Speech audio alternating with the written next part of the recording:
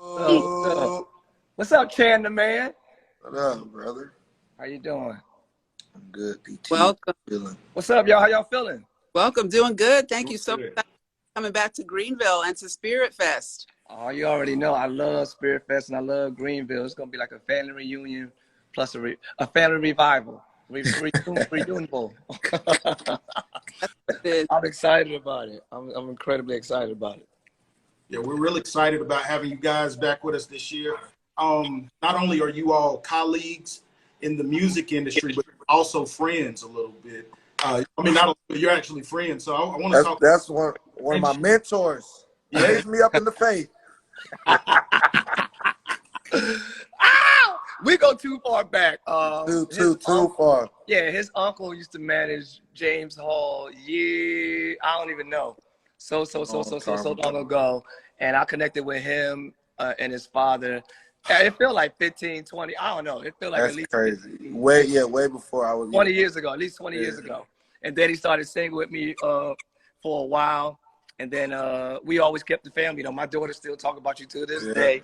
So we always keep in touch. So we really family. So I'm just excited to see all that God is doing in his life. I tell him all the time, publicly, privately. I'm not surprised. I'm just excited. And I celebrate all that God is doing in his life and what's to come, man. So we family for real, man. Yeah. I love that. So Chandler, a little bit about maybe the influence that Tye has had on you, you know, professionally and personally. Yeah. I mean, I think a lot of stuff I do live as far as navigate. I think the thing about Tye that a lot of people may not get the chance to really understand is his navigation live of like it is just it's otherworldly. I mean, I made a post on Facebook one day about like if you're an atheist and you come to one of the Tye Tribbett shows, you're gonna leave me like, dang, whoever he talking about must be really be something, because he's just a genius. He's really professional. And you know, a lot of times we can be Christians and gospel and just carry that name and think just the name of gospel music kind of just give you this and be lackadaisical and lazy and everything else in every other area. But Tye's a genius in how he just does music, and then how he incorporates the gospel and the word in his live show. So yeah, it's too much. So I stole, if you seen me live, I have stolen a lot. Thank you, bro. Thank you, bro. I appreciate it. Thank you so much. Wow, for sure.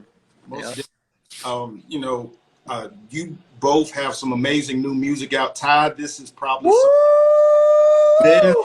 where I mean, it's amazing. I literally listen to Walk by Faith as I'm walking in the morning. Yeah, man. Amazing work.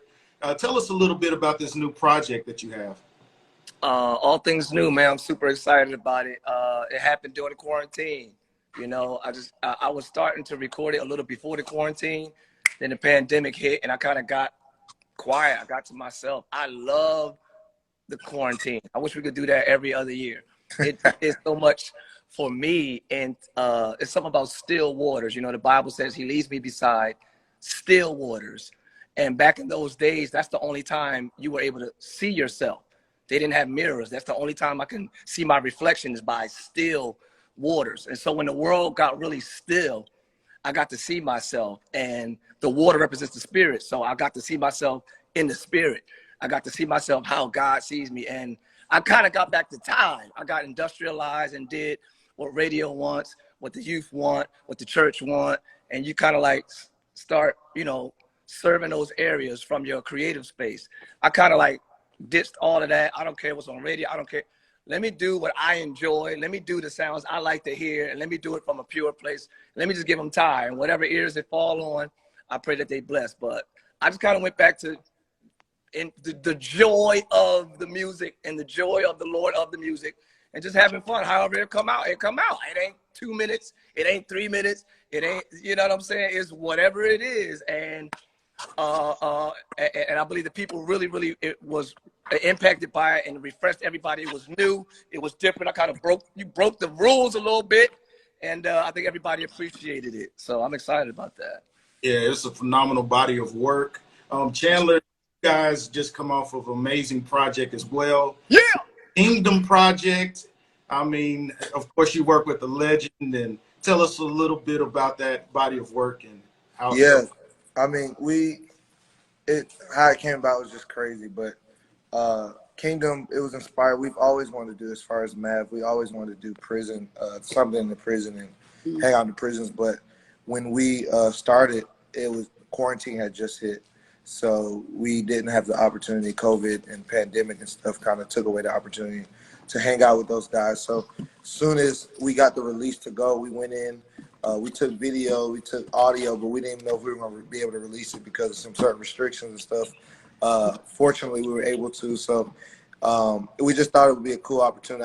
I had just started building a relationship with Kirk probably at the beginning of the year, end of last year, since we live in the same city now. So I'm usually always popping up on him. And how it happened was just kind of a God thing. And I didn't think he would do it. Didn't think he would be up for it. And he ended up saying yes. So it's been crazy working with him. I've learned so much. But probably the biggest thing I've learned and the coolest thing is that as much as a legend as he is and as much as a genius and just as what he's done in this space and just all spaces, he's still such a student, and he's always open to new things, always open to learning, always open to hear what, you know, us youngins in this type of stuff have to say. So it's really, really, really, really cool working with him.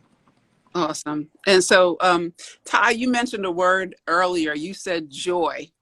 And for me, when I see you perform and when I listen to you, you exude joy. You personify joy. And I know what you bring to the stage is a level of excitement like people have never seen. And Chandler brings so much excitement.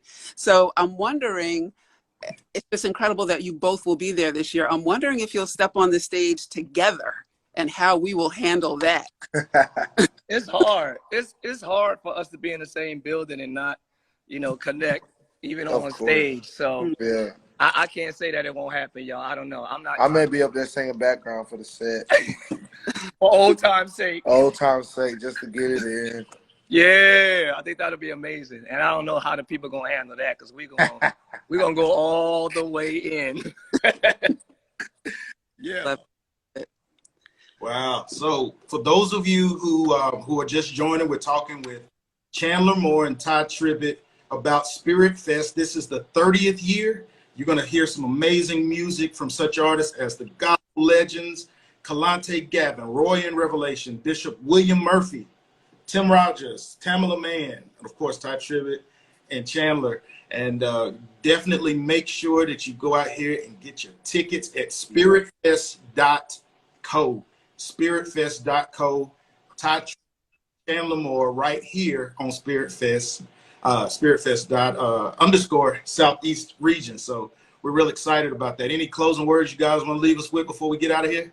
Oh, wait, before we get to closing words, I got to ask this question. Okay. So gospel music takes on such a deeply personal meaning to people and really has the power to change lives. So how do you all, what is that feeling like when someone comes up to you and says, you know, I listened to that song and it brought me back from such a dark moment or from a dark place, or it just changed my life around. What is that like for you when you all hear that? It's fulfilling to me. It's the fulfillment or the commitment. It's like the closure of why I did it in the first place. From the time I started writing the song to the time I recorded it, performed it, you heard it, the response like that is like, whew, it's fulfillment. It's why we do. I could speak for Chandler and you can still speak, Chan. It's why we do what we do. I love doing cool music. I love doing celebratory music. And I'm not trying to draw all men unto me. We're trying to draw all men unto the one that can help you. And so when you are helped by it, it's confirmation for us that God is in it. And the purpose can be fulfilled, that people are literally being, not just having a good time, not just turning up, but their lives are being impacted and changed towards God. Not got better, not I got better, or no, towards God. And to me, that's the most fulfilling and rewarding thing to hear. It's like fuel. When we get low and we feel like giving up, those are the things we recall to our mind, along with the assignment of God to be like, oh, we got to keep doing this. You feel me, Chan? Yep, that's exactly. I think that's the same answer. That's probably number one reason. I mean, just ministry to God and ministry to people. So when people are actually getting it and actually catching it and actually being impacted and changed by it, it gives you fuel to keep going. I mean, because this is not as enjoyable as it seems. I think to people, they're like, "Oh my God, I want to live my dreams." I mean, but it still works. So it's like, I don't feel like getting up on here. See, so Yeah, to hear people be changed and blessed by it is super super encouraging. yeah. Awesome. Well, thank you both so much. And that's what Spirit